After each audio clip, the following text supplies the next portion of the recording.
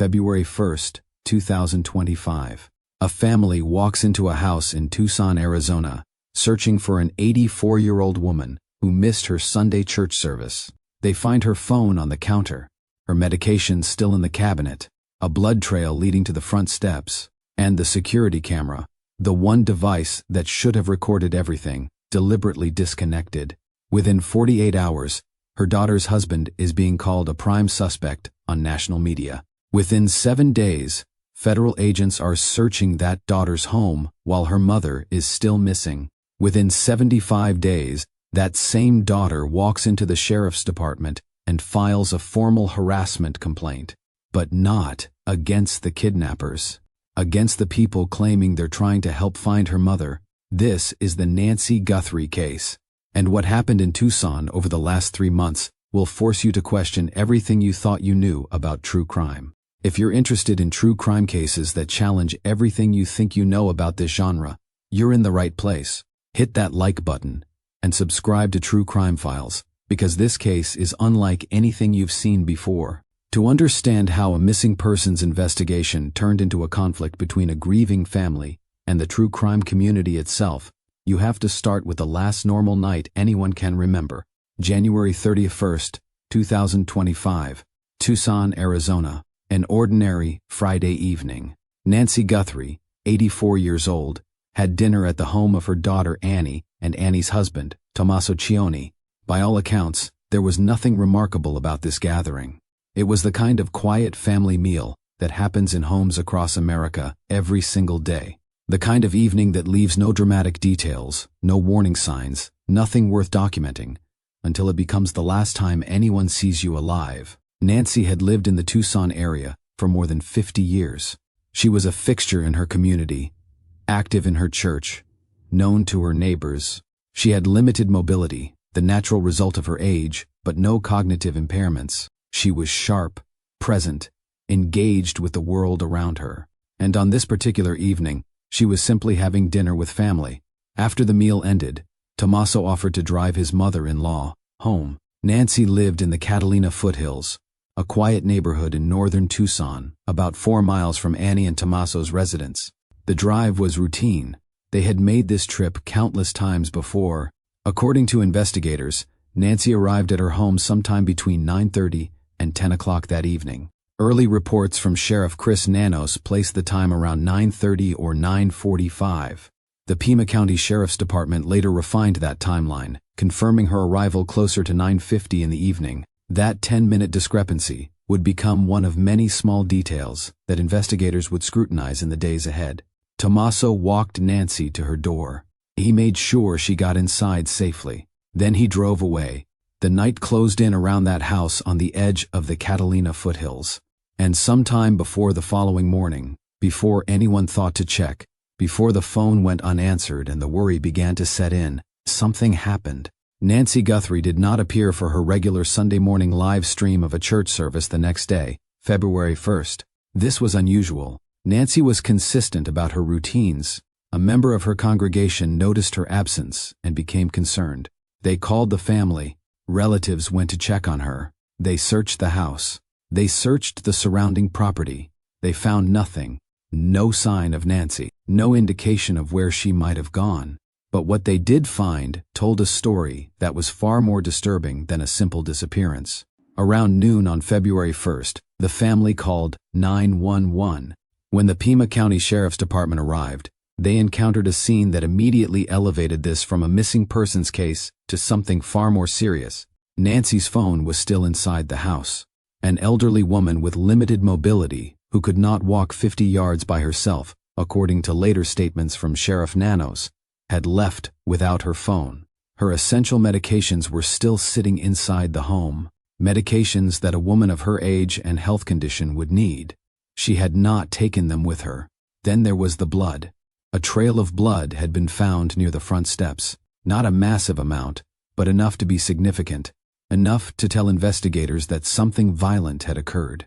Forensic testing would later confirm that the blood belonged to Nancy Guthrie, and perhaps most telling of all, the Google Nest camera near her front door, the surveillance device that should have recorded anyone approaching the house, had been tampered with and disconnected, Someone had come to that house with a plan. The Pima County Sheriff's Department did not take long to reach a conclusion. This was not a woman who had wandered off confused. This was not a case of an elderly person getting lost. The evidence pointed to something else entirely. Sheriff Chris Nanos told the press within days that investigators believed Nancy Guthrie had been taken from her home against her will. The word that entered the public record was kidnapping. Nanos was explicit in his early statements. He believed the kidnapping had been targeted. He described Nancy as a vulnerable adult due to her age and limited mobility, though he was careful to note she had no known cognitive impairments. In an interview that would be broadcast nationally, he said directly that she couldn't walk 50 yards by herself. He told reporters, "We believe we know why he did this, and we believe that it was targeted." When asked whether this was a random abduction or something more deliberate, Nanos hedged slightly. "We're looking at all the leads," he said. "We don't know for certain, but the implication was clear in every word he chose. Whoever came to Nancy Guthrie's house on the night of January 31st did not stumble upon an opportunity. They had knowledge of Nancy. They had access to the neighborhood. They understood the layout of her property. They knew about the camera and how to disable it. They had a reason to be there. This was not random violence.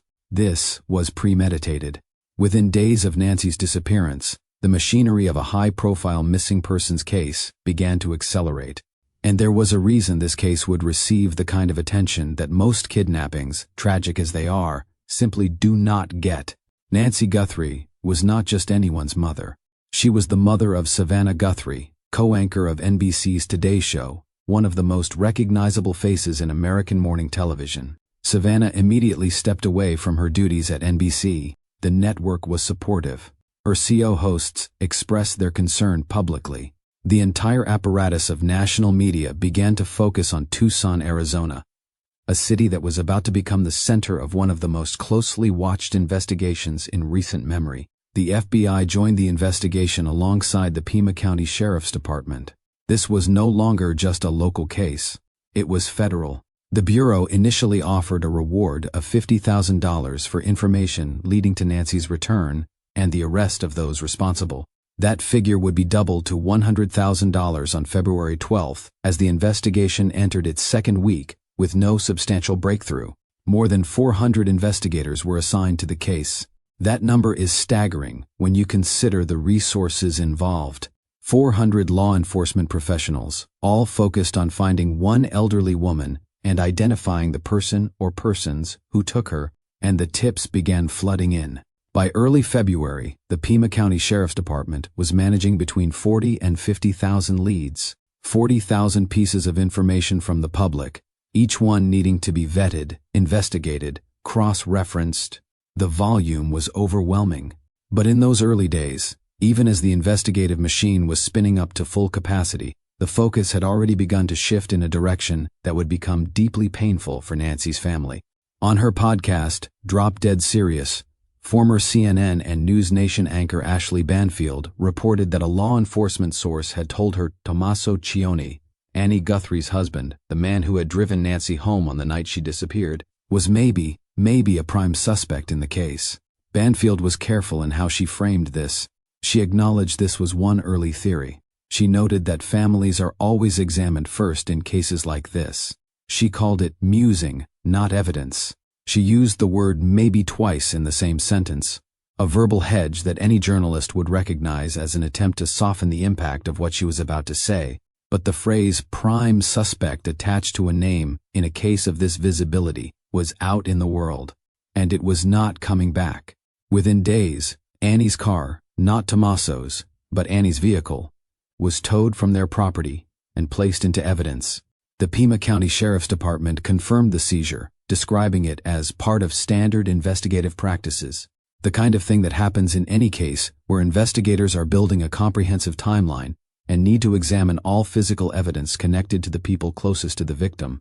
By March 3, 2025, after the entire family had been formally cleared, the PCSD confirmed it was returning the vehicle to Annie. That development received a fraction of the coverage that its original seizure had generated. The story of the car being taken made headlines. The story of the car being returned was barely mentioned. That pattern, the amplification of suspicion, and the quiet correction of that suspicion, would repeat itself throughout this case. The initial seizure of Annie's car, combined with Banfield's reporting, sent the true crime community into a sustained period of intense speculation about the couple. The internet does not move slowly in moments like this, and it does not move gently. Forums dedicated to the case began dissecting every detail of Annie and Tommaso's lives. Their social media accounts were screenshotted and analyzed. Their property records were pulled. Their employment histories were examined. People who had never met them formed confident opinions about their involvement. The phrase prime suspect became attached to Tommaso CIONI in a way that no amount of later correction could fully erase. The Pima County Sheriff's Department's response was firm and immediate.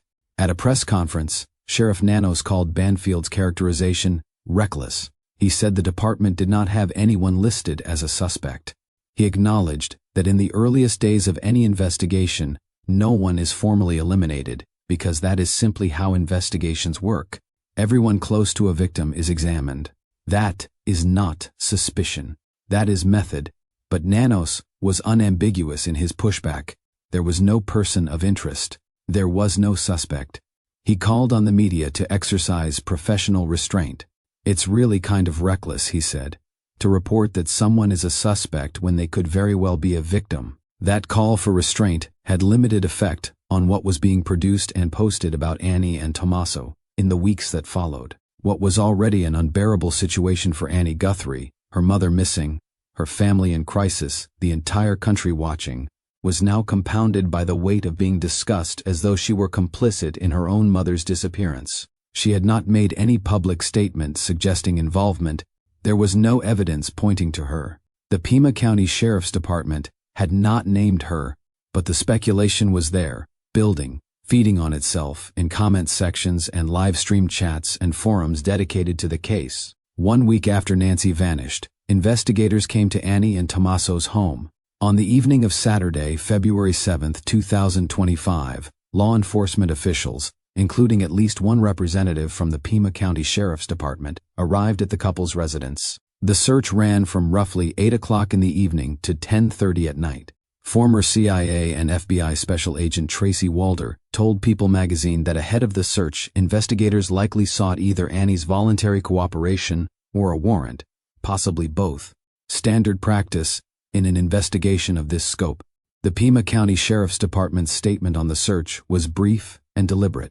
This was, in their framing, part of the normal course of the investigation. In a case where the last confirmed sighting of the victim occurred at a family dinner in the home of the people being searched, and where the husband of the homeowner was the last known person to have seen Nancy alive, expanding the investigative sweep to that property was procedurally unremarkable.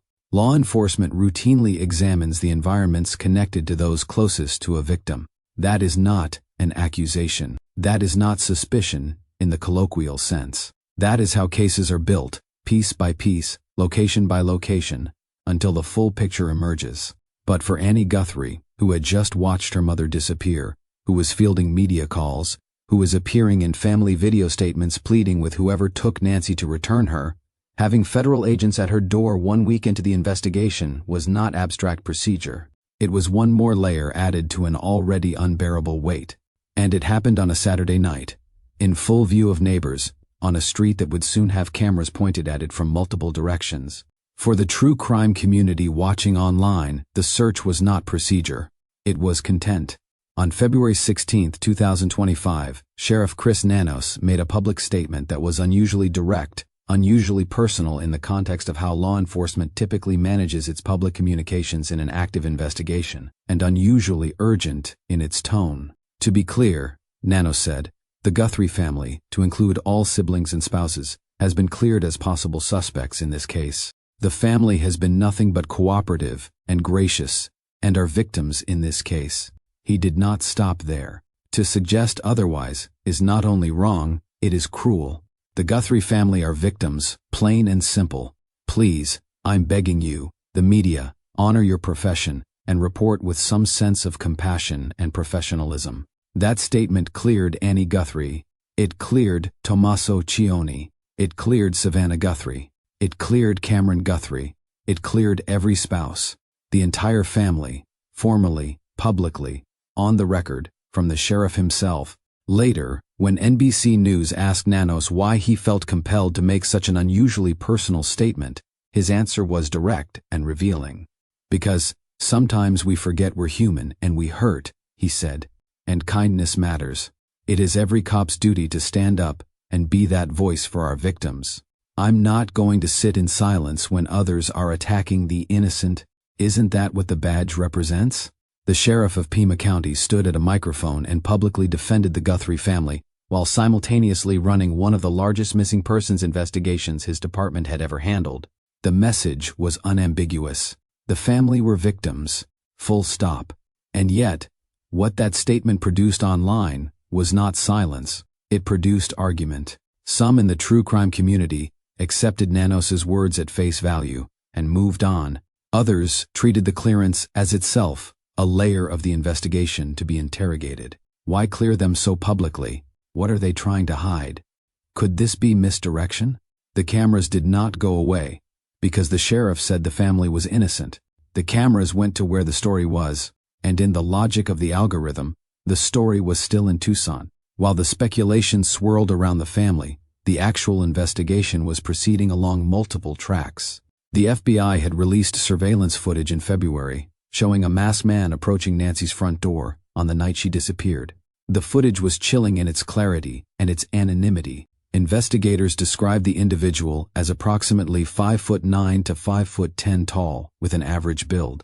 He wore gloves and carried what was identified as a 25-liter Ozark Trail hiker pack, a specific model sold exclusively at Walmart. That detail, the Walmart exclusivity, was significant. It meant investigators could potentially track sales. They could request purchase records. They could narrow the field of people who had bought that exact backpack in the Tucson area in the weeks leading up to the abduction. Among approximately 16 gloves found by investigators in areas near Nancy's home, one pair discovered roughly 2 miles from the crime scene contained DNA from an unknown male. The DNA was extracted, processed, and run through the FBI's National CODIS database, the combined DNA index system that contains profiles of millions of individuals who have been arrested or convicted of crimes across the United States. It produced no match. That was a significant investigative dead end. If the DNA had matched someone in the system, this case might have been solved in February. But the unknown male who left his genetic material on those gloves had no criminal record, at least not one that included a DNA sample in the federal database. The story of the gloves did not end there, however. On March 4, 2025, the Pima County Sheriff's Department confirmed definitively that those gloves had been traced through DNA analysis to a restaurant worker employed across the street from where they were found. The PCSD stated clearly that the worker is not considered part of this investigation. The gloves, which had generated weeks of public speculation and national media coverage, had absolutely nothing to do with Nancy's disappearance. They were a coincidence, nothing more. But additional DNA evidence had been recovered from inside Nancy's home. That material was sent to a private forensic lab in Florida for analysis. As of April 2025, those results were still pending. Comprehensive DNA testing, particularly when dozens or hundreds of individual samples are collected from a crime scene, takes significant time. Genealogist and DNA expert CEC Moore told News Nation that she believed investigators should return to the crime scene to collect even more samples. "I can't believe there wouldn't be his DNA or their DNA at that crime scene," she said. "I'm hoping that they are testing additional items from Nancy Guthrie's house." And then there were the ransom notes. On February 3, 2025, an alleged ransom note arrived demanding millions of dollars in Bitcoin for Nancy's release. Separate reporting from KGUN9 indicated the specific demand was $6 million. 2 deadlines were included in the note, February 5 and February 9. Both deadlines came and went, with no confirmed contact from the kidnappers and no further instructions. A second, separate note arrived at TMZ on February 11 from what appeared to be a different sender. This person claimed not to be the kidnapper, but to know the kidnapper's identity. They demanded 1 Bitcoin, worth approximately $66,000 at the time, in exchange for that information. Then on April 6th, the day Savannah Guthrie returned to the Today Show after 2 months away, TMZ received additional notes from someone claiming to have seen Nancy alive in Sonora, Mexico, but now alleging she was dead and demanding half a Bitcoin for information about her location. The Guthrie family publicly responded to 2 of the notes they directly received. In an emotional interview on the Today Show with Hoda Kotb that aired March 2006 and 27, 2025, Savannah Guthrie said she believed most of the notes were not real, but she made an exception. "I believe the 2 notes that we received that we responded to," she said. "I tend to believe those are real." She discussed the theory shared by investigators from the beginning, that the kidnapping had been motivated by money, specifically the assumption of wealth connected to her own prominent public profile. She recalled a conversation with her brother, who told her early on that he believed the motive was ransom, that the reason Nancy had been targeted may have been connected to Savannah herself. "I knew that," Savannah said on air. "I hope not. I mean, we still don't know. Honestly, we don't know anything." Former FBI agent Jennifer Coffindaffer had previously told Newsweek that investigators had focused on kidnapping for ransom from the very beginning of the case. "Kidnapping for ransom," she said. "That was the entirety of the theme. That's why they had the family go on television, making social media posts, making this plea. That's why they orchestrated all of that."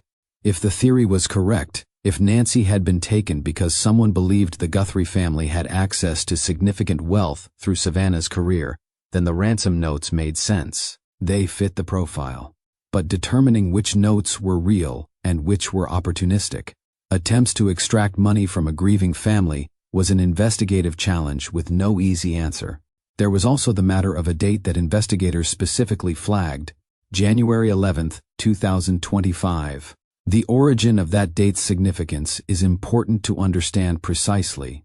When investigators worked with Google to recover residual footage from Nancy's Nest camera, Google initially told them that one of the surveillance images of the masked man was possibly from January 11, 20 days before the night of the abduction. That raised the possibility that the suspect had visited the property in advance, conducting reconnaissance, studying the layout, planning his approach. However, Google subsequently retracted that assertion, telling investigators it could not definitively peg the image to January 11 or any other specific date.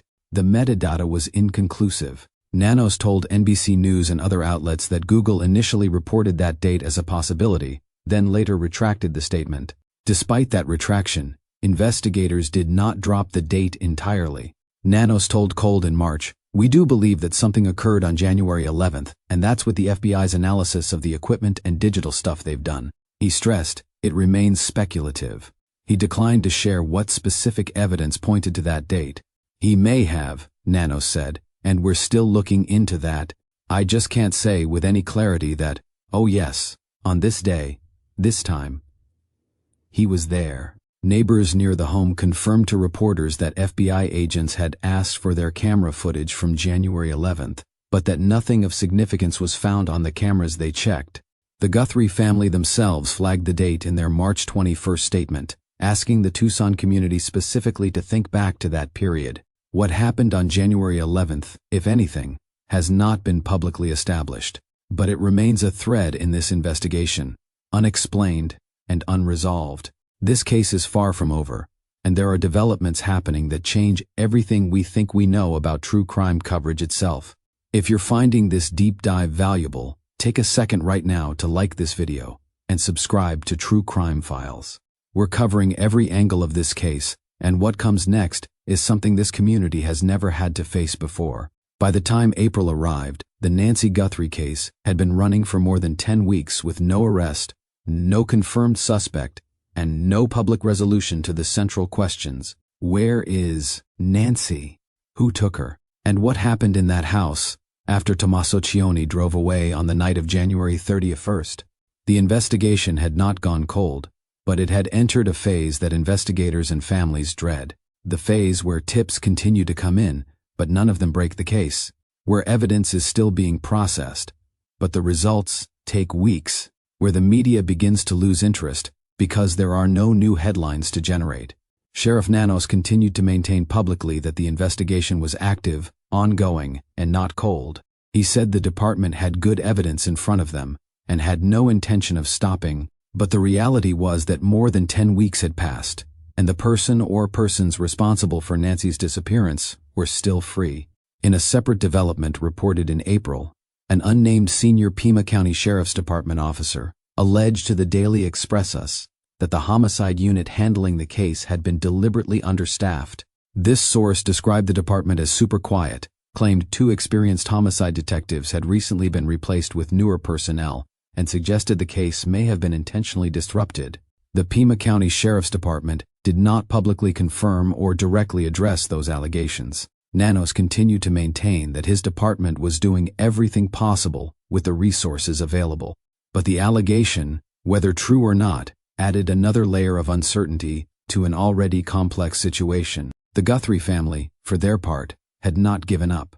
On March 21, 2025, they released a public statement through Savannah's social media channels. The tone was direct and urgent.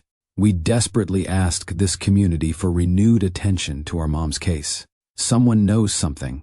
It's possible a member of this community has information that they do not even realize is significant. Please consult camera footage, journal notes, text messages, observations, or conversations that in retrospect may hold significance." The statement was not addressed to the national media. It was not aimed at the true crime audience watching from other states. It was directed specifically at the people of Tucson and southern Arizona, the people who lived near Nancy's home, the people who worked at the Walmart where the Ozark Trail backpack was sold, the people who might have sold someone a pair of black gloves in January, the people who drove past Nancy's street on the night of January 31st and might have noticed a car parked where it shouldn't have been. That local community, the family believed, held the key, not the national audience, not the commentators and analysts and live streamers. The people who were actually there, in Tucson in January, going about their normal lives while something terrible was happening just blocks away. In that same March interview with Hoda Kotb, Savannah Guthrie described what the last 2 months had been like for her family. She used one word repeatedly: unbearable. The cruel speculation and whispers about her siblings, she said, had piled pain upon pain. She said she did not understand it, that she would never understand it, that there were no words adequate to describe what it felt like to lose your mother and then watch the internet accuse your family of being responsible. If that is the public expression of what that speculation costs, the measured, produced, televised version delivered on national television with the composure of a professional broadcaster, then the private version, the version that does not make it to air, must be something far closer to unbearable in the truest sense of that word. Savannah returned to the Today Show on April 6, 2025, after more than 2 months away. Her return was noted by Jennifer Coffindaffer, the former FBI agent who had been one of the most consistent voices commenting on the case. Coffindaffer posted on social media with a pointed message directed at the masked man in the surveillance footage. Savannah returned with lots of yellow and lots of smiles. She wrote, "She hasn't missed a beat. It's good to see that while Porch Guy took her mother, he did not take her spirit. Porch Guy, you did not win. Porch Guy." That was the nickname that had emerged in the true crime community for the unidentified masked man, a shorthand reference that reduced a violent criminal to a character in an ongoing narrative. And that, in many ways, is what this case had become: a narrative, a story that people followed, discussed, analyzed, theorized about, a case that generated content, that built audiences, that sustained channels and podcasts and forums, a story that, for the people consuming it from a distance, had no real cost. But for Annie Guthrie, living in Tucson, the cost was about to become very real. True crime content on YouTube is not a niche, it is an industry. When a case reaches the scale of the Nancy Guthrie disappearance, the mother of a national television anchor, an apparent kidnapping, ransom notes, a masked suspect on camera, a reward that would eventually reach $1 million, the algorithm incentivizes coverage in ways that make extended on-the-ground presence financially rational. Views accumulate, subscribers arrive, sponsors follow. A creator who establishes themselves as a consistent voice in a major ongoing case can build an audience that persists for years, long after the news cycle has moved on. And here is the paradox that drives the entire ecosystem. Case with no resolution is more valuable as content than a case that ends. Resolution is a conclusion. An open case is an engine that runs indefinitely. Some of what the true crime community produced in the Nancy Guthrie case was substantive and valuable. Independent analysts brought in forensic professionals, DNA experts, former law enforcement officials, and legal commentators. Some channels maintained daily coverage that was factually grounded, carefully sourced, and genuinely engaged with the investigative record. The true crime ecosystem is not a monolith. It contains rigorous voices alongside reckless ones. And the distinction matters enormously when real people are living inside the story being covered. But some of what happened in Tucson went beyond analysis and into physical presence. Channels sent hosts to film in Nancy's neighborhood. Creators knocked on doors, asking neighbors if they had seen anything, if they remembered the night of January 31st, if they had thoughts about the case. Live streamers stationed themselves near locations connected to the investigation and broadcast for hours, narrating the scene, reading chat comments, speculating in real time about what might have happened. The Pima County Sheriff's Department had already asked the public and independent search groups to give investigators space. The family had not publicly requested this kind of presence, and the neighbors, as it turned out, had noticed. According to formal complaints that eventually reached the Pima County Sheriff's Department, activity in two separate neighborhoods, Nancy's Catalina, Foothills community, and the separate Tucson neighborhood, where Annie and Tomaso live, had crossed a line that residents were not willing to accept silently. The first signal that the situation had escalated came not from law enforcement, but from a homeowners association meeting in Nancy Guthrie's neighborhood. Residents gathered at some point before April 13th to discuss ongoing disruptions. The Pima County Sheriff's Department attended that meeting, and according to KVOA News for Tucson's April 13, 2025 report, the residents who spoke up had a specific, focused complaint. A YouTuber had been harassing people in the area. That is not a paraphrase. That is the exact language used in the KVOA report. Neighbors complained about a YouTuber harassing residents in the area, not a press pool, not a fleet of media vans. One creator, or at minimum, the kind of sustained behavior associated with one creator's operation, that had pushed the residents of this quiet community to formally raise the issue with law enforcement during a neighborhood meeting. The Pima County Sheriff's Department's presence at that homeowners association meeting was not accidental. The department had already been managing the delicate task of running an active investigation on a street that had become, in the 10 weeks since Nancy disappeared, something of a spectacle. No parking zones had been implemented near the Guthrie home. The sheriff had publicly asked community members and independent search groups to give investigators room, and now the neighbors themselves were raising the alarm. That was the first complaint.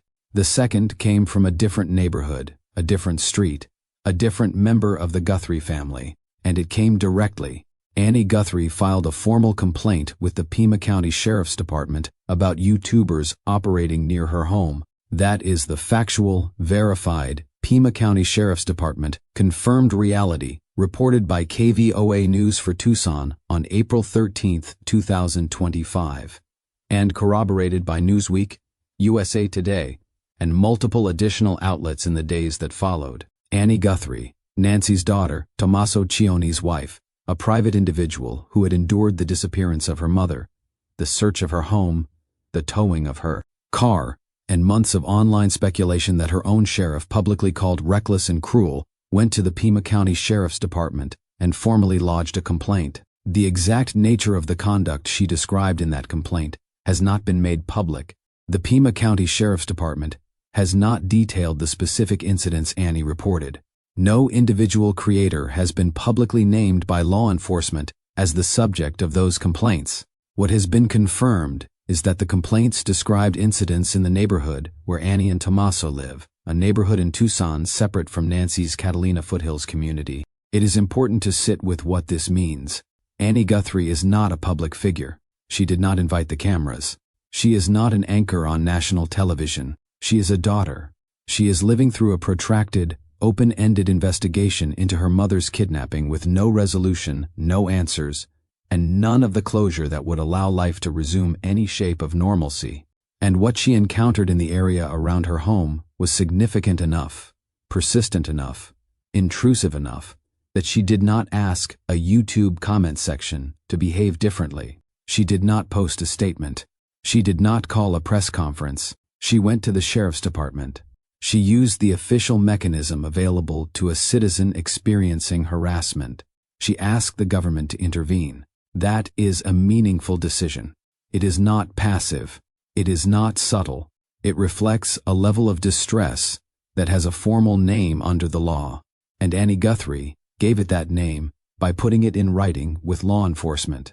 The Pima County Sheriff's Department's response to both sets of complaints, from the residents of Nancy's Homeowners Association and from Annie herself, was the same: increased patrols, more visible law enforcement presence in both locations.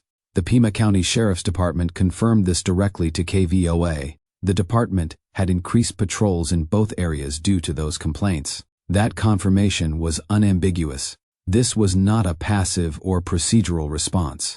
This was a department actively redirecting patrol resources, officer time, vehicle deployment, hours of labor, to two residential neighborhoods because of harassment complaints connected to a case already consuming hundreds of investigators and tens of thousands of leads.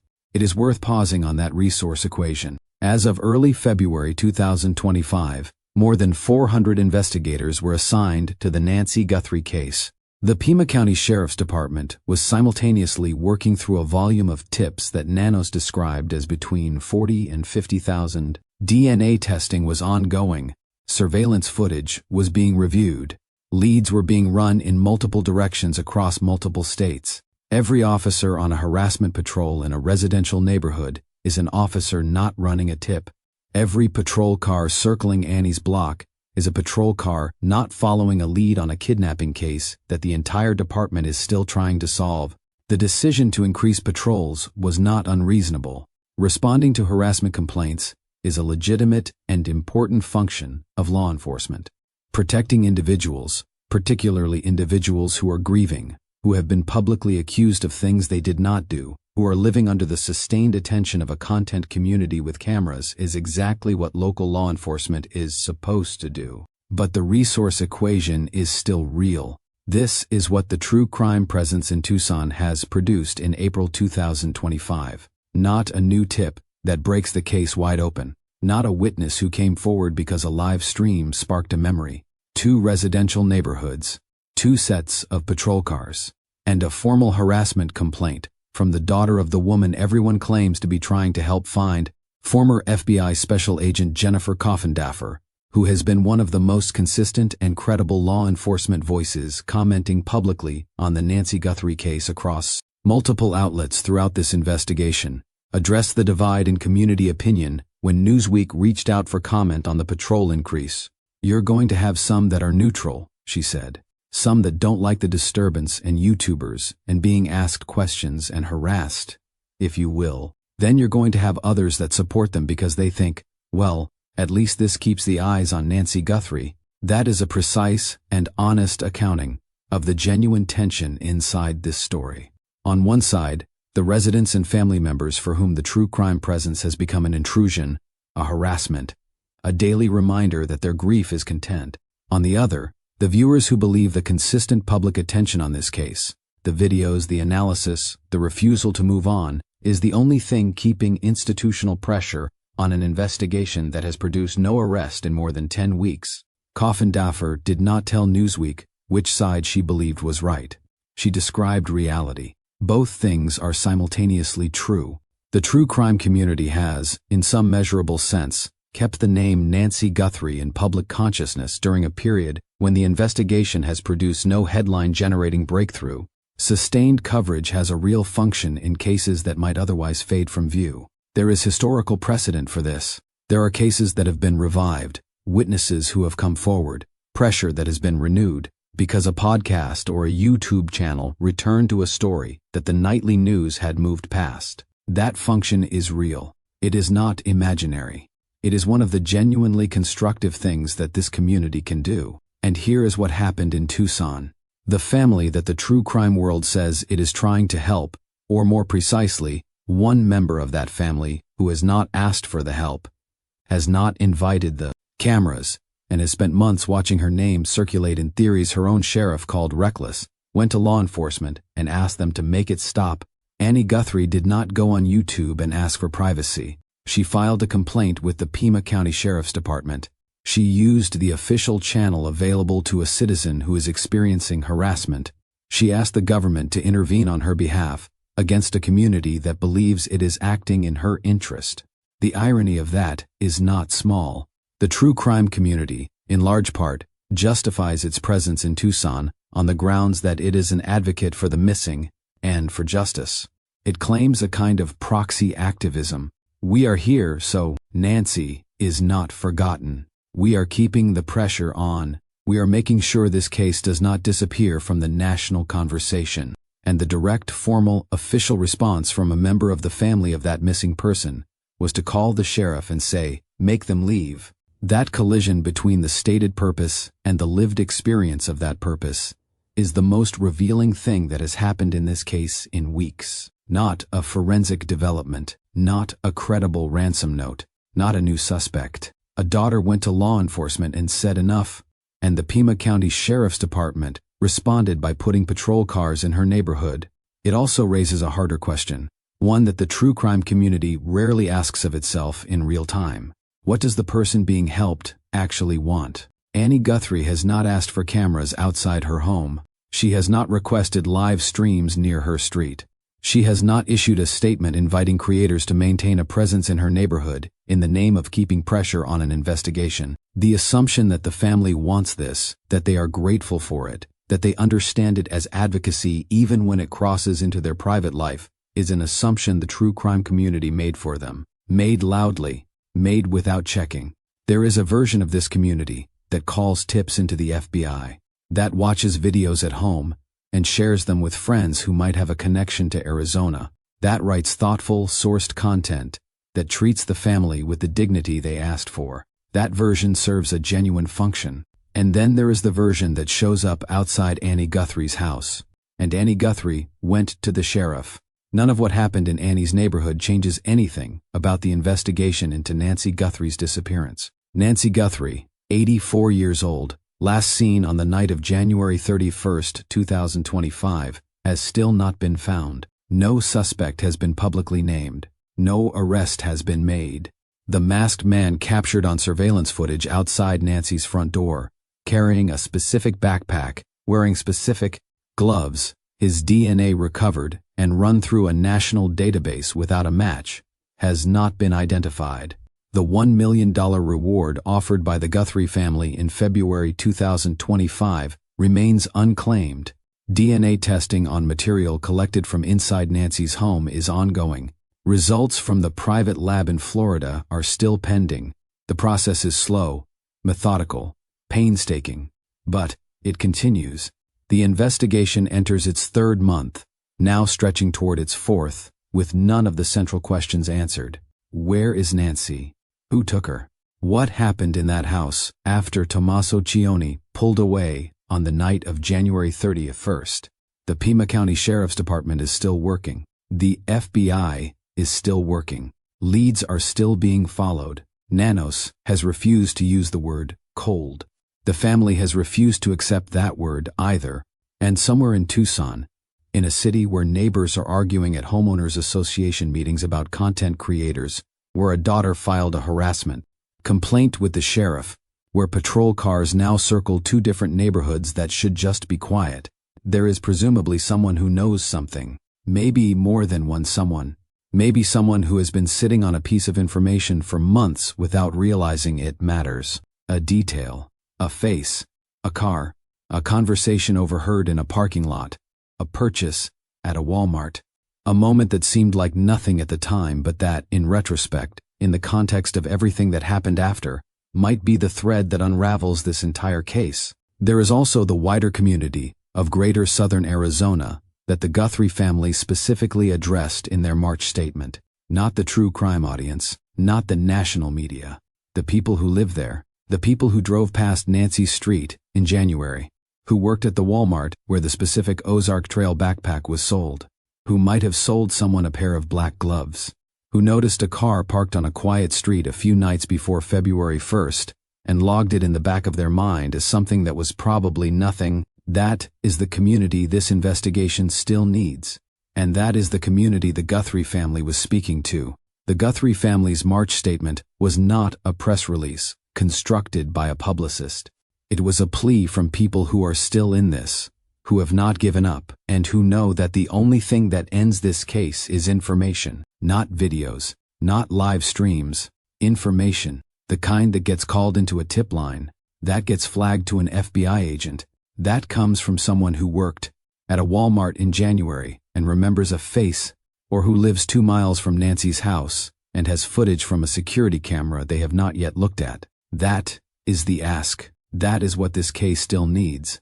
If you live in Tucson or southern Arizona, if you were in the Catalina foothills area in late January 2025, if you worked retail, if you have security cameras, if you remember anything at all, that felt slightly off around that time, the FBI wants to hear from you. The Pima County Sheriff's Department wants to hear from you. The family wants to hear from you.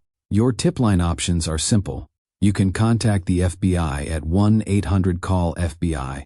That number is 1-800-225-5324. You can submit tips online at the FBI's tip website. You can call the Pima County Sheriff's Department directly. You can use the 88 Crime Anonymous line. No piece of information is too small. No detail is too insignificant.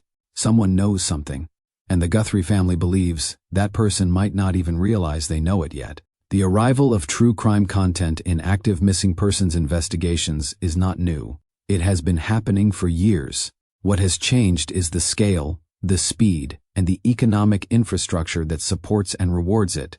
Creators who once filmed from their homes with scripts and stock footage are now booking flights and filming from crime scenes. Live streamers are setting up outside the homes of victims' families and broadcasting for hours at a time. The incentive structure of YouTube, watch times, subscriber counts, engagement, advertising revenue tied to all of it, rewards exactly this kind of sustained on-the-ground proximity to a major case. The closer you are to the story, the more the algorithm rewards you for being there. The question of whether that proximity helps or harms is genuinely unresolved. And Coffindaffer gave the honest answer. It depends on who you are and where you're standing. If you are a viewer in another state who wants to stay connected to a story that mainstream news has moved past, the content may be the only thread keeping you in it. If you are Annie Guthrie, living in a neighborhood that has been surveilled, filmed, and broadcast to a true crime audience for months, still waiting for answers about your mother, still carrying the weight of accusations that required the sheriff of the county to publicly denounce them, the content is the thing that finally drove you to walk into a government building and file a formal complaint. There are no regulations governing this space in any meaningful sense. Existing harassment laws apply, but they were written for a world where the economic incentive to stand outside someone's home is social, not financial. In this world, the incentive to film outside Annie Guthrie's neighborhood is tied directly to a revenue model. The more sustained the presence, the more content is produced. The more content is produced, the more views accumulate. The more views accumulate, the more money the platform and the creator generate. The grieving woman inside the house is not a participant in that transaction. She is the transaction. The Pima County Sheriff's Department is now deploying patrol resources in an active kidnapping investigation to 2 residential neighborhoods to protect the privacy of a grieving family from the content community that claims to be fighting for that family's justice. That sentence should give this industry serious, sustained pause. This case is ultimately about 3 disappearances. Nancy Guthrie, physically taken from her home; the Guthrie family's privacy, taken by speculation and suspicion; and the line between advocacy and harassment, which disappeared somewhere between a YouTube upload and a sheriff's department complaint. The Nancy Guthrie investigation is not over. It is ongoing. It is active.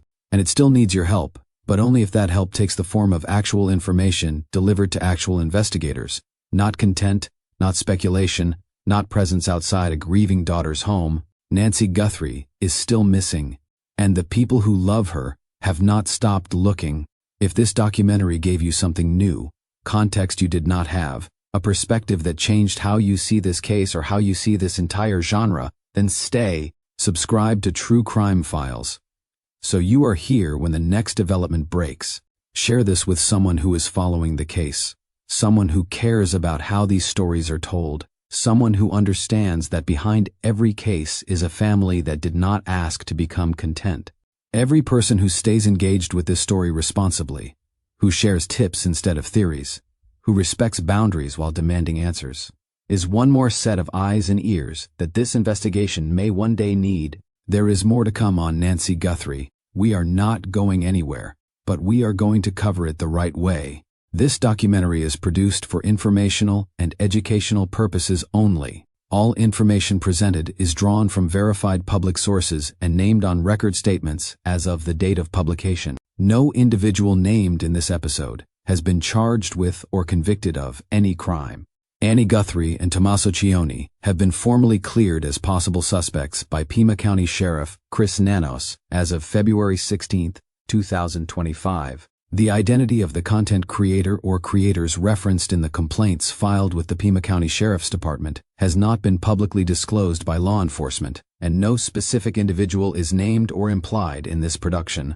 If you have information relevant to the disappearance of Nancy Guthrie, contact the FBI at 1-802-255-5324 or call the Pima County Sheriff's Department. Nancy Guthrie is still out there, and someone knows where.